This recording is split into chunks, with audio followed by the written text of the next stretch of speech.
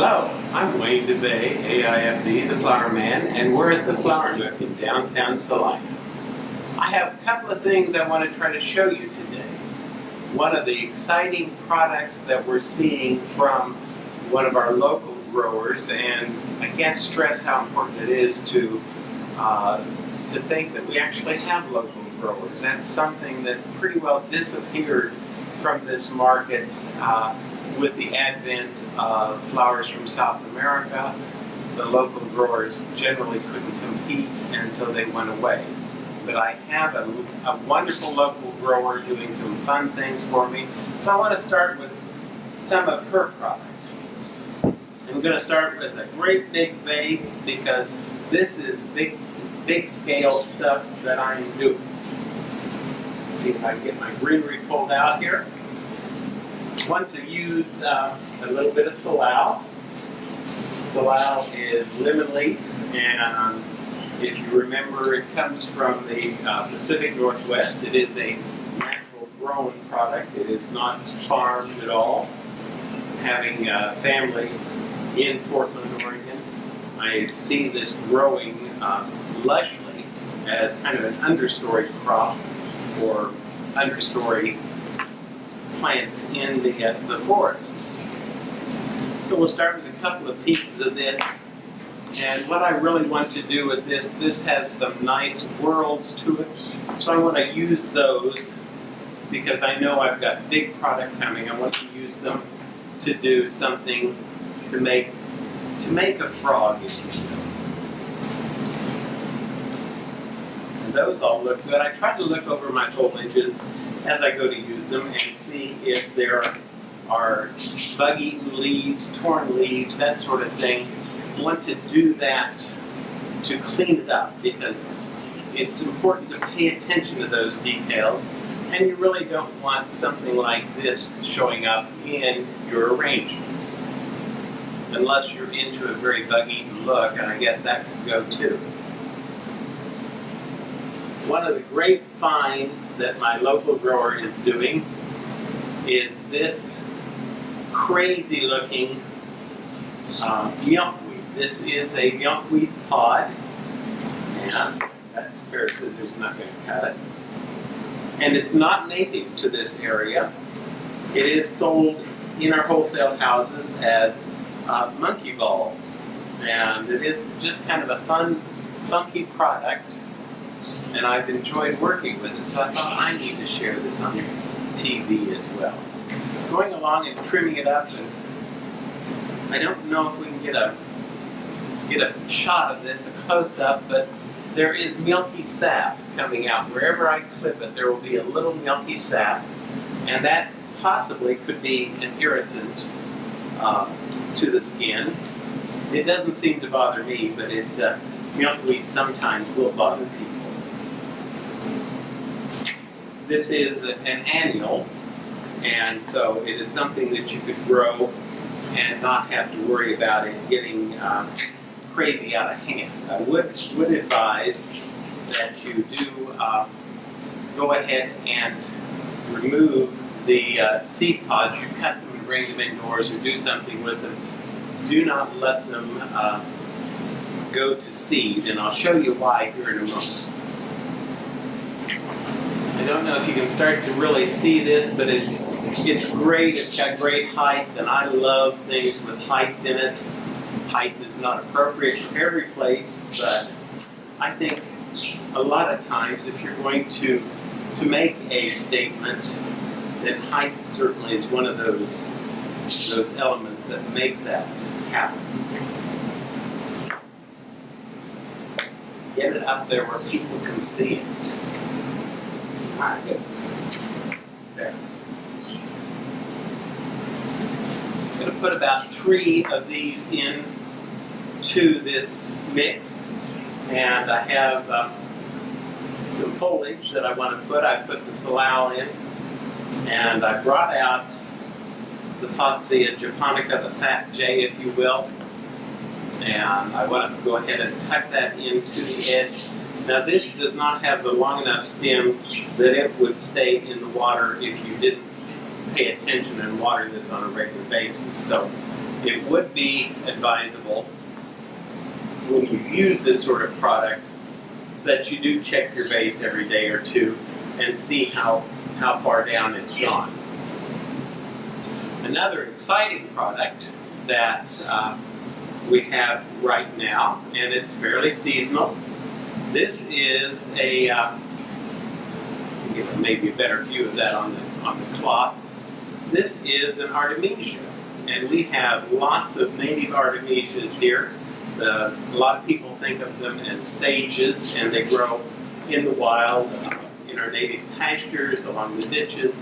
This time of year, if you see those drifts of kind of silvery foliage, that is an Artemesia that is growing there.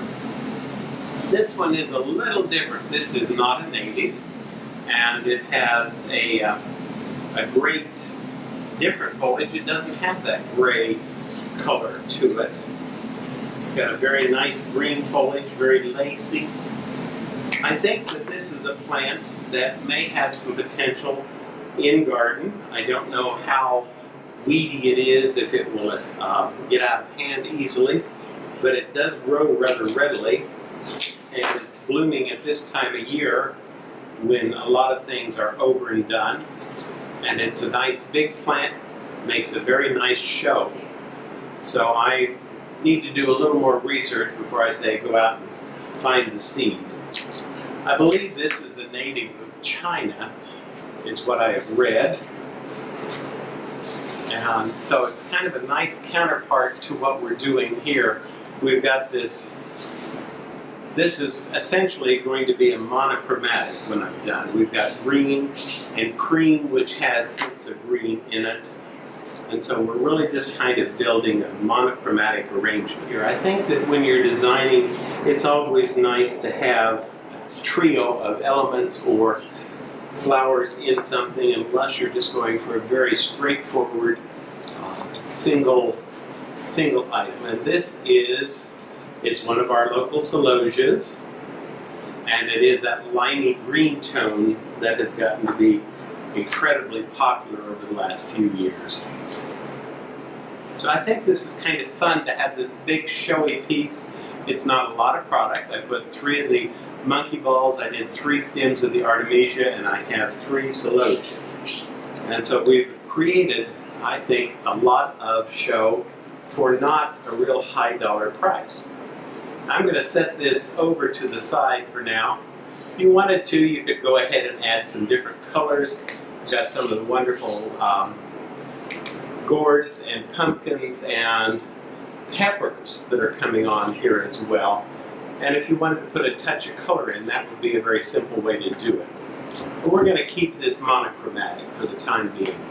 What I want to do now, one of the things that we're seeing repeatedly on the floral industry billboards, we're starting to hear about it, we're having some people starting to ask for it here, is what they're calling floral crowns. Floral crowns have been around for a long time, but it's made a comeback, and they've come back bigger and fuller than anything that I normally have done over the years. Floral crowns, probably the simpler name would be just to call them a garland, but they've become more than that, a halo for the head, so to speak. So I wanted to start with my version of a floral crown, and I'm starting with some of the 12 gauge aluminum wire. Comes in a whole variety of colors, so we've got a lot of colors to choose from. I'm going to take, and this is about 24 inches long. I have doubled it, and I have a hook and eye, if you will, on the end. I'm going to take this end, and I'm going to go ahead and twirl this around and try to make this. Now, lots of different ways to do this. One of the ways that I want to do it, I like to have a little bit of ribbon. You don't necessarily have to have ribbon in it. But I want to take a sheer ribbon. I'm going to come up here, squeeze it down. I'm going to push it through the eye that I formed. And the reason I'm doing that is that simply it will lock it into place and it won't slide up and down the wire. The wire is pretty slick, so it would be easy for it to slide up and down. And I can do this, and then I'm going to come in and knot it outside of that eye so that it does hold it very well along there. So now it's not going to slide anywhere. It's going to stay where I put it. Come in here and maybe trim my end a little.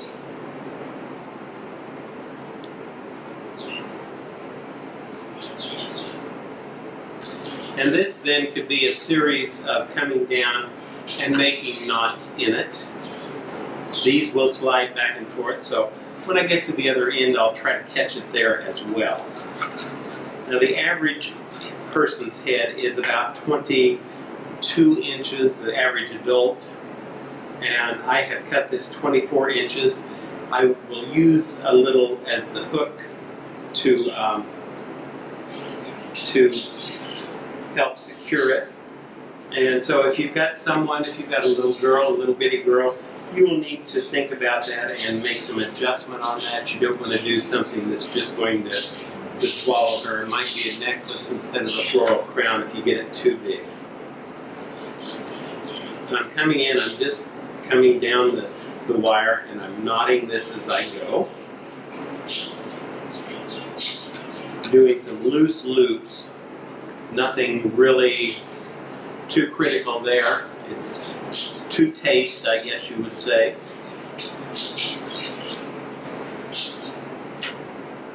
And I've used a wired sheer ribbon.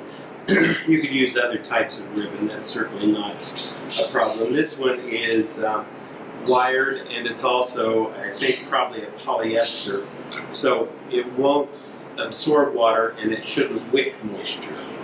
Two things that can be important when you're working with fresh flowers in this sort of setting. I'm going to cut it off. I'm down to the end where I think I want it to be. So I'm going to come in here and pull that knot through there. I've twirled the one wire around the other, so I'm going to come in and go between them and then come back and make a knot again below that. So I have it locked. The center can slide, but my ends are going to stay where I put them. Floral crowns, as we're starting to see more and more in the magazine, often are what they're calling bohemians, or boho for short. And they are a very wild look. It's not something that, although it would go with perhaps a formal occasion, it's not something that necessarily is going to go with a tuxedo and traditional evening gown. It might be more of the relaxed, the newer look, again, that we're seeing more of. So I have picked up a piece of Revelia. I have a little bit of my bind wire, or not bind wire, my bullion wire. And I'm just going to come down, I think I'm going to come down here and pull it between the leaflets and do some little knots in it, and that will hold that stem up against my wire. Now, you could do this on a headband. There's a lot of different ways that you could do it. Part of the reason that I'm choosing to do it on the wire is that it's very flexible. I can bend this to fit a person's head very readily. And it also has, it's very good mechanics. There are things that would easily give up and slide up and down, could possibly break, but I've got this 12 gauge wire, a double strand of it underneath, and so it will not go anywhere. It will do hopefully what I want it to. And I'm leaving this kind of wild. I don't want this tame. I want this to be a fairly wild look. I think I'm going to come in from the other end now take a second leaf, and I don't know, did I say this is Revelia? It's a date palm, if you will. Revelia, I believe, is botanical. And you come in here, and I'm just continuing the process of knotting it on down through. Now, if you wanted this to come over to the side, you could make it come over to the side. I'm going to start with a more symmetrical crown. So continue on down, and again, just knotting it as I go, pulling a simple knot in it, and that will help hold it too. Now this, because it's a double stem here, I may do that 2 or 3 times round and round, and that will help to be able to secure it at that point. And an added bonus to this is that you don't really have to cover mechanics because it is pretty in itself. So it's a mechanic, but it's also decorative. And I think maybe one more pass. I'm pretty well to the end. So I'll do one more loop through there. Pull this in. And I hope you're catching this on camera. And then I'm going to trim that.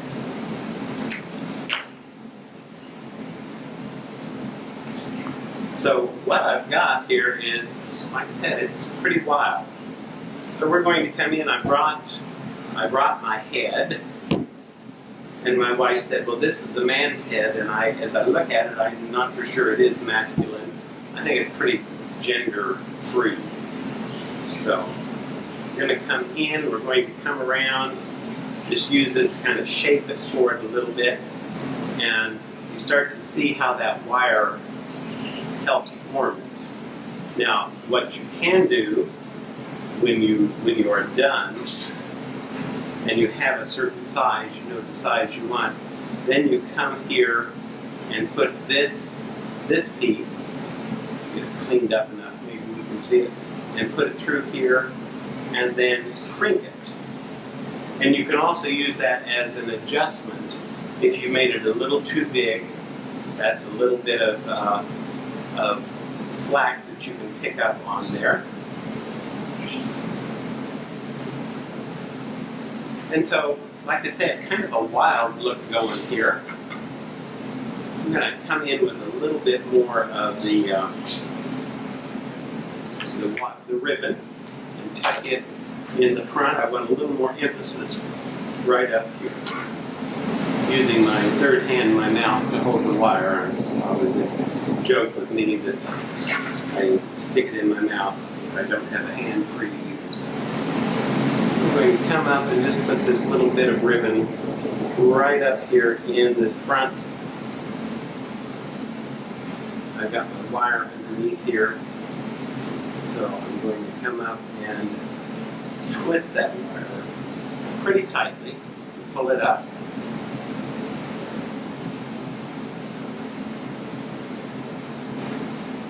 And as you're doing this, when you have a sharp end, so to speak, on the wire, you definitely want to understand which way that the person would be wearing it, and you would want to be sure that you tuck that end up and away from someone's head. You don't want that poking into the top of their head. That's not very pleasant.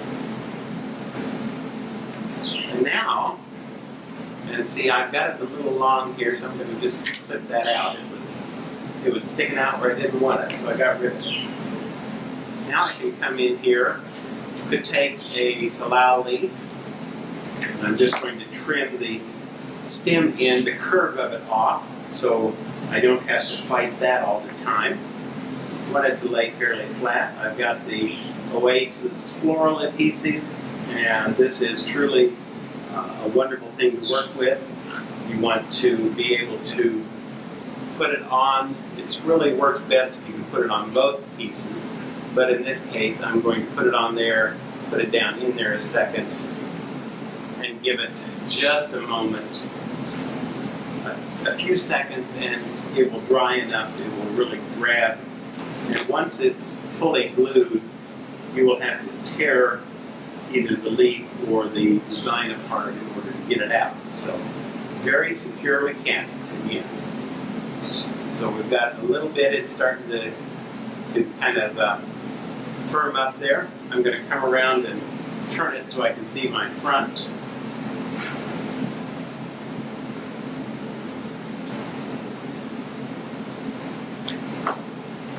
And this is just one of an endless array of ideas for floral crowns. If you're a Pinterest fan, you can go on Pinterest and find this all over the boards.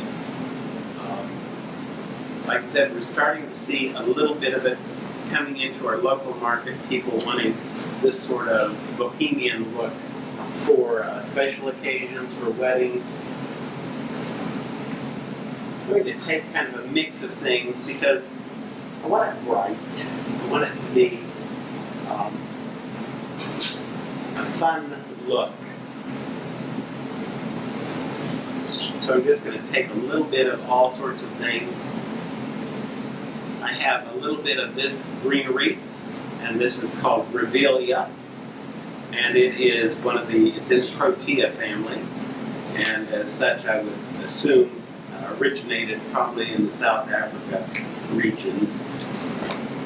And it's got a wonderful serration on the edge. It's got this silvery tone on the back. Try to get it here. We'll get it in there and let you perhaps get a little better view of that.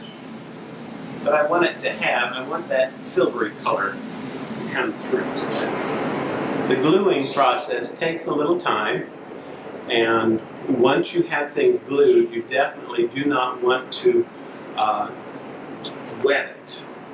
If you're going to use some sort of anti-transparent to seal your flowers, you would want to do that before you got to this process, because in some cases that product, that anti-transparent, will actually break down the glue. And so you want to have sprayed your product well before you get into using it and have it sealed. Now what they tell me is that if you are gluing, you want to put a dab of glue right on the end of your flower as well as along the side, and that will help seal that end. There's been studies in the last few years where that is more efficient at sealing a flower than the old stem wrap that we've used for a long, long time in our floral industry. So I try to do that. I try to dab the very end of it and go ahead and then tuck that in. Have some wonderful, these antique Lysianthus, and they're almost little rose-like blossoms. In fact, a lot of people often think they are a rose, but they're not. They're a tender perennial in our climate. If you grow them and we have a mild winter, chances are they would winter for you, or if you have a protected location, you should have a good shot of them wintering. And they also have great life. They just are a very hardy blossom, even if they look a little fragile.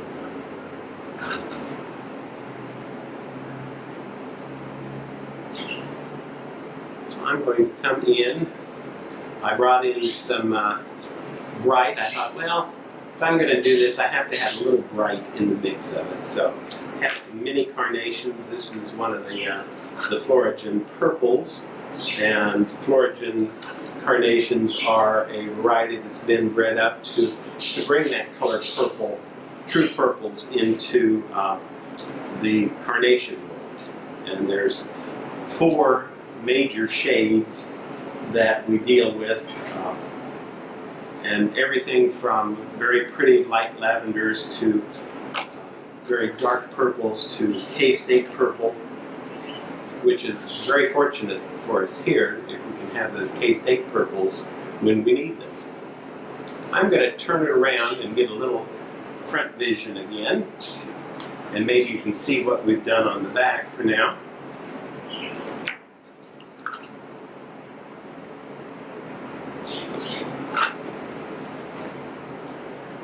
Come in here and tuck that down and in. This is another great product. This is a wax flower, and again, this is originally South African. They're growing a lot of it in the microclimates in California, and it's very hardy. This one actually has been stem dyed. It doesn't normally come in this orangey tone, but because it's fall and time of year, then they're stem dyeing it, and so we get a whole wide array of colors that we would never have otherwise. And this is commercially done. I suppose you could buy your own and stem dye it, but they have so many beautiful shades done commercially that I don't know why you bother doing that. That would be a lot of effort. Got a little bit of the foliage I want to tuck, of the wax flower I want to tuck in the front.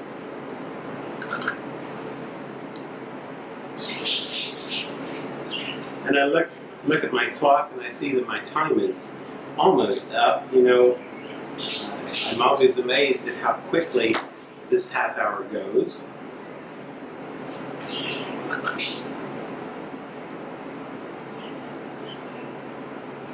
So we have that. Since I have this laying here, I think I will just utilize this as well. It's got this wonderful curve to it, so let's work with that curve. Just go ahead and tuck that in. Again, glue the stem and tuck that in and get it back in there. And then since I've done it there, I probably need to come and repeat that. I don't like question marks, and I call that a question mark when you have one element that is all by its lonesome, unless that is the focal point. That is possible. It could be the focal point.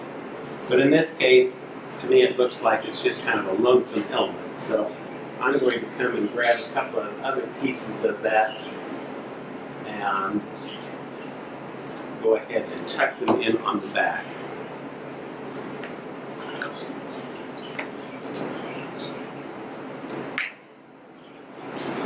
And when you've got your glue in, then you can lift it just a little, lift your blossom gently. You don't want to break it, you don't want to bruise it, but you lift it gently and go ahead and tuck that in. And there we go. Put that in. I've got a couple of extra pieces. One of the things I've learned as a floral designer is that you need to use all of the product when you start, or you should use all the product when you start. It's the most effective or efficient way to work, rather than have bits and pieces left over. And so I do try to do that as I do my floral designing. So I've got a little bit of piece of the wax flower, and I've got a spot that is a little bit empty on the front. So tuck that in.